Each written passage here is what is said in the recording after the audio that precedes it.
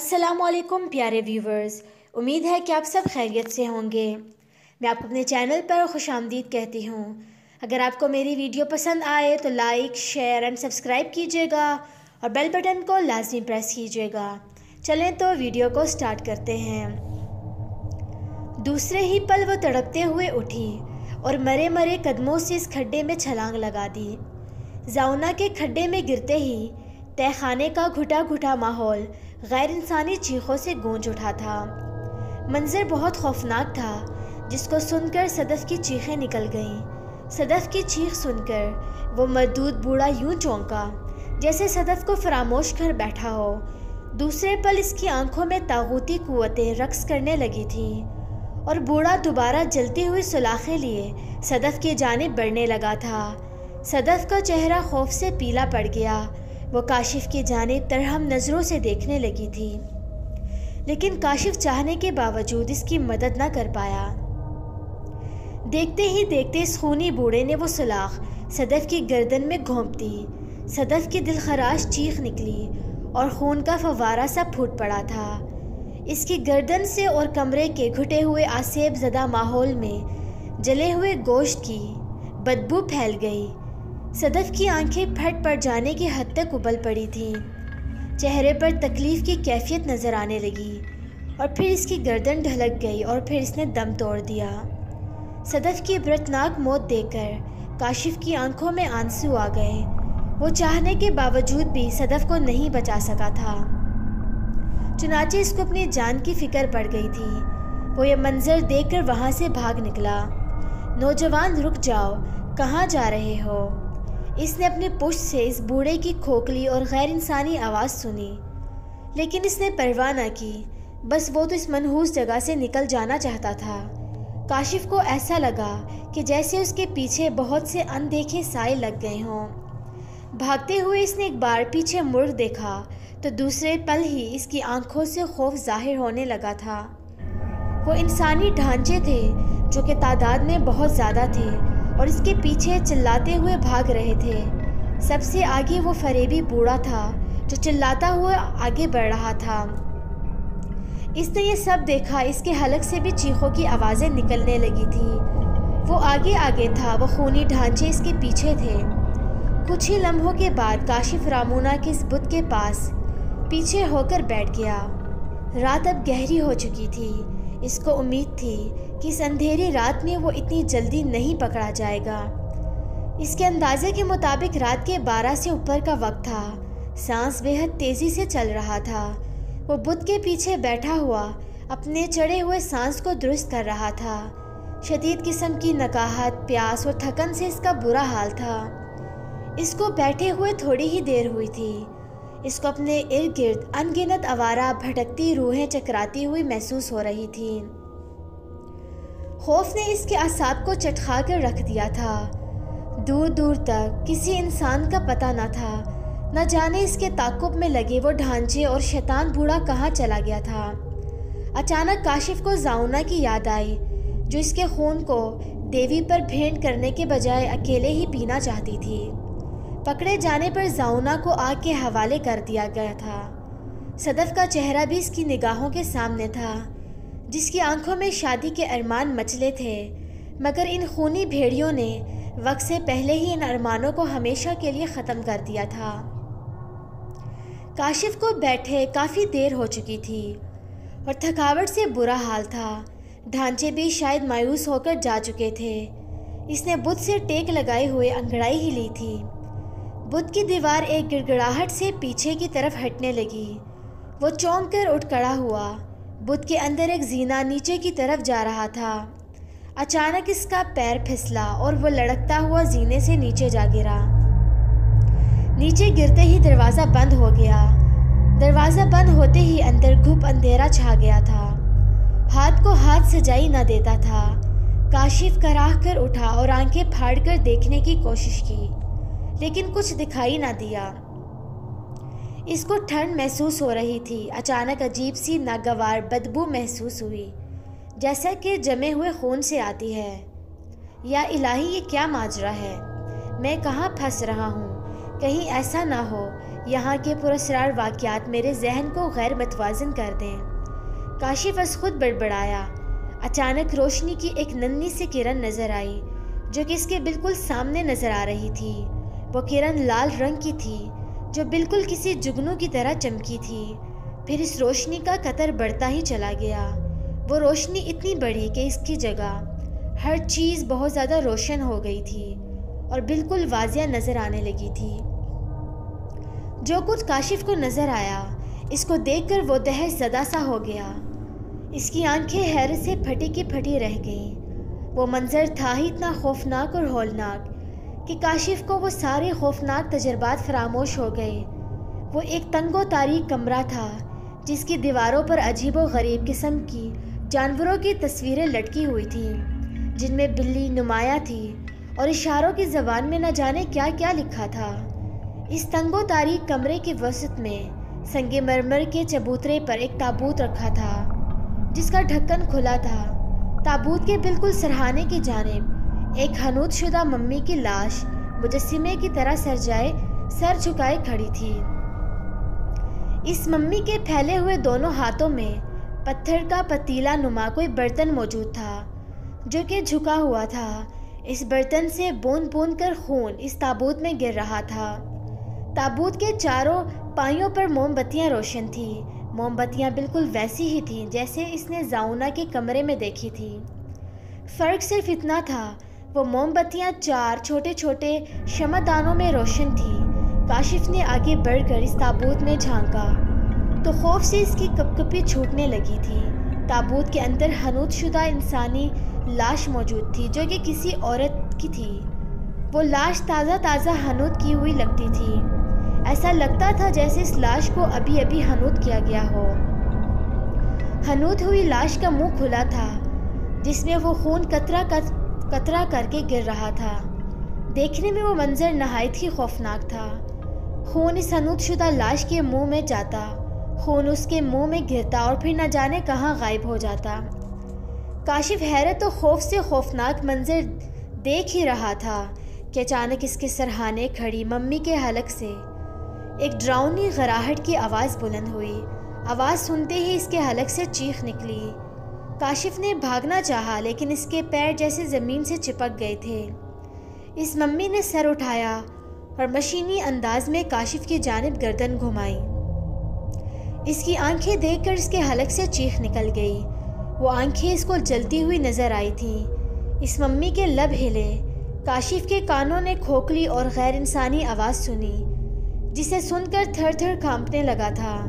تم صرف مر کر یہاں سے نکل سکتے ہو، اس لیے چپ چاپ اپنے آپ کو بستی کی روحوں کے حوالے کر دو۔ اس کی بات پر اس نے ایک طویل سانس لی اور دل میں سوچا کہ یوں ڈرتے رہنے سے کچھ نہیں ہوگا، مرنا تو ہے، کیوں نہ مقابلہ کر کے مروں، شاید بچنے کی کوئی صورت نظر آ جائے۔ زندگی اور موت میرے اللہ کے اختیار میں ہے، تم بدروحوں کے نہیں۔ میری موت ہے تو کوئی بچا نہیں سکتا اور زندگی ہے تو کوئی مار نہیں سکتا، چنانچہ میں لڑوں گا اور بھاگنے کی کوشش کرتا رہوں گا۔ کاشف نے سنجیدگی سے کہا۔ جواب میں کاشف کو ایک گرجتا ہوا کہکا سنائی دیا تھا جس میں تصحیق کا عنصر نمایاں تھا۔ اچانک وہی آواز پھر اس کے کانوں سے ٹکرائی۔ اچھی بات ہے، کوشش کر کے دیکھو۔ یہ سب کیا ہے؟ کاشف نے تابوت کی طرف اشارہ کر کے کہا۔ جواب میں کچھ لمحے تک خاموشی چھائی رہی اور پھر وہی آواز دوبارہ اس کے کانوں نے سنی۔ بتانا تو ضروری نہیں ہے، مگر مرنے والے کی آخری خواہش ضرور پوری کرتی ہوں، جو کہ اصول ہے۔ وہی کھوکھلی آواز اس کے کانوں سے ٹکرائی۔ ہم مصر کے سب سے قدیم دیوتاؤں کے پجاری ہیں۔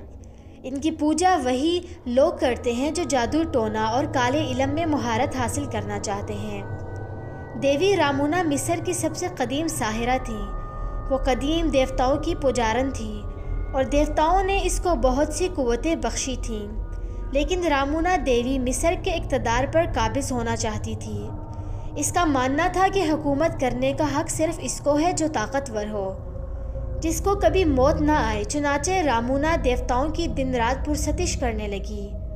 دیوتاؤں نے خوش ہو کر ہمیشہ زندہ رہنے کا راز بتا دیا۔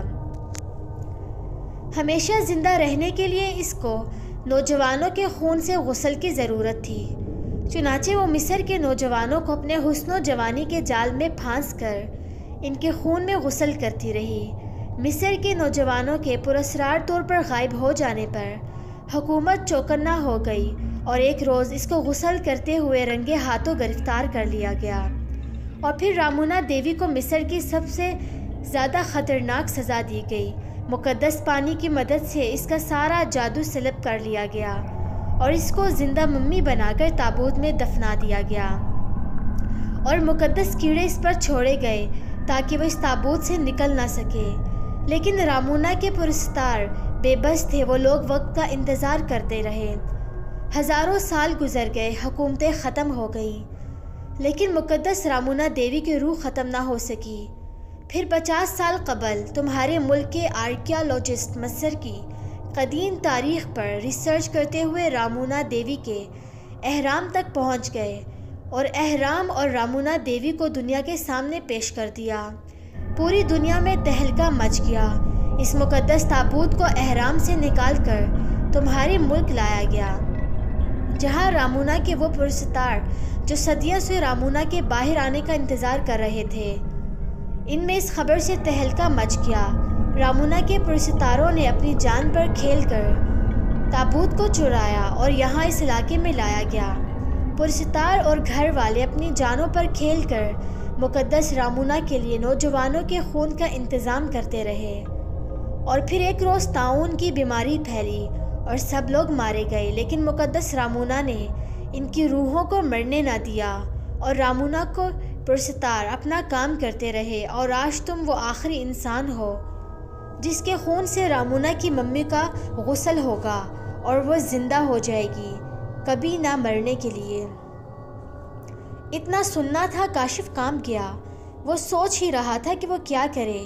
اس نے دیکھا کہ بہت سے ڈھانچے اور وہ بوڑھا کاشف کو تہہ خانے کے اندر آتے دکھائی دیے۔ وہ شیطان بوڑھا سب سے آگے تھا۔ نوجوان تم مل ہی گئے، بوڑھا صفاقی سے مسکراتا ہوا بولا۔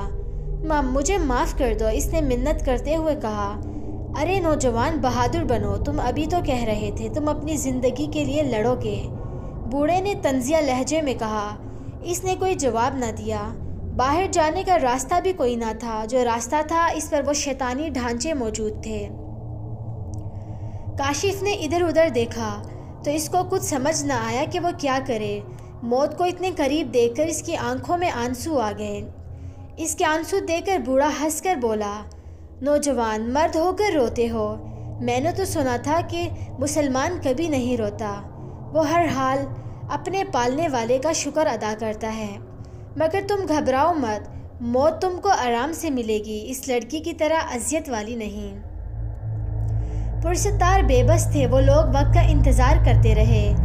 ہزاروں سال گزر گئے، حکومتیں ختم ہو گئیں، لیکن مقدس رامونا دیوی کی روح ختم نہ ہو سکی۔ کاشف نے جب یہ سنا تو وہ کانپ گیا کہ اس نے اب تک اللہ تعالیٰ سے مدد مانگی نہیں تھی، وہ تو ہر جگہ مدد کرنے والا ہے۔ چنانچہ اس نے دل ہی دل میں آیت الکرسی کی تلاوت شروع کر دی۔ جیسے جیسے وہ تلاوت کرتا جاتا ویسے ویسے اس کے دل کو تقویت ملتی جاتی۔ کلام اللہ سے یہ ہوا، اس کا ڈر ذرا ختم ہو گیا۔ اس کو یقین ہو گیا، اگر میری موت ہے تو کوئی بچا نہیں سکتا، زندگی ہے تو کوئی مار نہیں سکتا۔ اس نے ادھر ادھر دیکھا، اس کی نظر ان شمعدانوں پر پڑی جن میں موم بتیاں روشن تھیں۔ اس نے آگے بڑھ کر ایک شمعدان کو اٹھایا۔ جیسے ہی اس نے شمعدان کو اٹھایا تو اس سے پہلی بار اس بوڑھے کی منحوس آنکھوں میں خوف نظر آیا تھا۔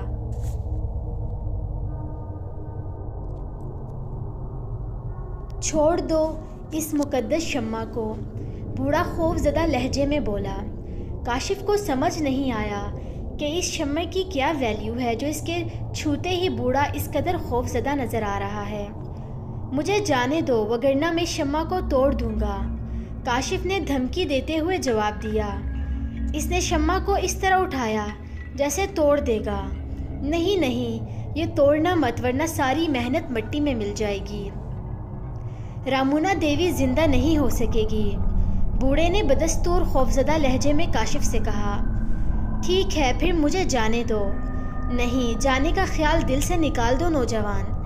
اتنا کہہ کر بوڑھا چلاتے ہوئے اپنے ڈھانچوں سے بولا، چھین لو یہ مقدس شمع رامونا کے پرستاروں۔ یہ دیکھ کر کاشف بوکھلا گیا۔ اس سے پہلے کہ وہ کچھ کرتا، ڈھانچوں نے آگے بڑھ کر اسے پکڑ لیا۔ ڈھانچوں نے جیسے ہی اس کو پکڑا، اس کے حلق سے چیخ نکلی، ساتھ ہی اس کی گردن کا زخم کھل گیا اور خون نکلنے لگا تھا جو ٹپکتا ہوا سیدھا رامونا دیوی کے منہ کے کھلے ہوئے دہانے میں جا گرا تھا۔ خون جیسے ہی ممی کے کھلے دہانے میں گرا، بے جان ممی میں ہلکی سی حرکت پیدا ہوئی تھی جسے کوئی نہ دیکھ سکا۔ اچانک ڈھانچوں نے کاشف کو دھکا دیا۔ دھکا لگتے ہی اس کے حلق سے چیخ نکلی اور اس کے ہاتھ سے شمع چھوٹ گئی۔ شمع کے نیچے گرتے ہی آگ بھڑک اٹھی۔ آگ کے بھڑکتے ہی اس نے بوڑھے کی آنکھوں میں خوف دیکھا، ایک ایسا جمود جو کہ کامیابی کے قریب کے آنے کے بعد ناکامی ملنے پر ہوتا ہے۔ تہ خانے کی محدود فضا غیر انسانی چیخوں سے گونج اٹھی تھی۔ بوڑھے کے حلق سے بھی چیخیں نکلنے لگی تھیں، ساتھ ہی ساتھ ڈھانچوں میں بھی آگ بھڑک اٹھی۔ آگ نے اس منحوس بوڑھے کو بھی نہیں بخشا تھا۔ وہ ممی جو سر جھکائے کھڑی تھی، آگ سے کے شعلوں سے محفوظ نہیں تھی۔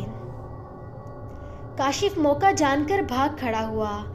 بھاگتے ہوئے اس نے صرف اتنا دیکھا کہ آگ کے بھڑکتے ہوئے شعلوں میں وہ بوڑھا مسلسل ناچ رہا تھا اور ڈھانچے ٹوٹ ٹوٹ کر گر رہے تھے۔ آگ بہت بڑھ چکی تھی۔ باہر نکلنے کا کاشف نے سوچا اور بھاگنے لگا۔ اس کا رخ اپنی گاڑی کی جانب تھا۔ گاڑی اسی حالت میں سڑک پر کھڑی تھی۔ اس نے گاڑی میں بیٹھنے میں دیر نہیں لگائی تھی۔ اس نے اللہ کا نام لے کر گاڑی کی چابی گھمائی تو تھوڑی ہی محنت کے بعد گاڑی سٹارٹ ہو گئی۔ یہ چیز کاشف کے لیے باعث حیرت تھی کہ جب گاڑی رکی تو اس میں فیول میٹر 0 شو کر رہا تھا۔ اب فیول اتنی مقدار بتا رہا تھا کہ وہ بآسانی اپنے گھر تک پہنچ سکتا تھا۔ ہو نہ ہو یہ انہی قوتوں کا کرشمہ تھا جو ہر گزرنے والی گاڑی کو اسی طرح روکا کرتے تھے۔ اس نے دل میں شکر ادا کیا کہ ان شیطانی قوتوں سے اللہ نے اس کی حفاظت فرمائی تھی۔ کاشف نے کار واپس ہی اپنے گھر کی جانب گھمائی تھی۔ سارے واقعات جیسے اس کے ذہن میں کسی فلم کی طرح گھوم رہے تھے جن سے وہ دوچار ہوا تھا۔ آگ کے بلند شعلے اس کو دور ہی دکھائی دے رہے تھے۔ کاشف ہی دل میں اپنے پروردگار کا شکر ادا کر رہا تھا جس نے اس کی جان کی حفاظت کی تھی۔ بھڑکتی ہوئی آگ ہر شے کو جلا کر خاکستر کر چکی تھی۔ اس نے وہاں سے نکلنے میں بے حد تیزی دکھائی تھی۔ اسے خوشی تھی کہ یہ سڑک شیطانی قوتوں سے پاک ہو چکی ہے۔ شاید یہ اس کی بھول تھی۔ کار تھوڑی ہی آگے ہوگی کہ اس کو سڑک کے وسط میں کھڑا کوئی نظر آیا تھا۔ کاشف اس کو دیکھ کر چونک گیا۔ اس نے فوراً ہی کار روک دی۔ جیسے ہی نوورد نزدیک آیا، کاشف نے اس کو پہچاننے میں دیر نہیں کی تھی۔ وہ زخمی حالت میں موجود صدف تھی جو زخمی تھی۔ صدف کی حالت قابل رحم تھی۔ اس کی حالت خود بھی اتنی اچھی نہ تھی، لیکن اس نے پھر بھی اس کے لیے کار کا دروازہ کھول دیا۔ صدف نے چند لمحوں تک کاشف کو دیکھا اور پھر تنویمی انداز میں چلتی ہوئی کار میں بیٹھ گئی۔ کار چل پڑی تھی۔ کاشف نے محسوس کیا کہ صدف کو ہسپتال کی ضرورت ہے۔ ہم ہسپتال جا رہے ہیں تاکہ تم کو طبی امداد مل سکے، پھر تم اپنے گھر والوں کو بلا لینا۔ صدف نے سر ہلایا اور باہر کی طرف دیکھنے لگی تھی۔ اس نے صدف کی آنکھوں میں عجیب سی وحشت دیکھی تھی، عجیب سی درندگی تھی۔ ایسی درندگی جنگلی جانوروں کی آنکھوں میں پائی جاتی تھی۔ اچانک کاشف کار میں لگے بیک ویومر کی طرف دیکھ کر چونک پڑا۔ بیک ویومر کا رخ صدف کی جانب تھا، لیکن اس میں صدف کا عکس کہیں نہیں دکھائی دے رہا تھا۔ کاشف نے خوفزدہ نظروں سے صدف کی جانب دیکھا اور اسی پل کار رک گئی۔ کاشف نے دیکھا صدف کے لبوں پر زہریلی مسکراہٹ پھیل چکی تھی۔ رامونا کا جسم تو ختم ہو گیا، مگر اس کی روح زندہ ہے جو اب اس جسم میں موجود ہے، صدف نے زہریلی مسکراہٹ سے کہا تھا۔ کاشف نے یہ سنا تو اس کے حلق سے چیخ نکل گئی۔ صدف کے زخمی ہاتھ اس کی گردن کے جانب بڑھ رہے تھے۔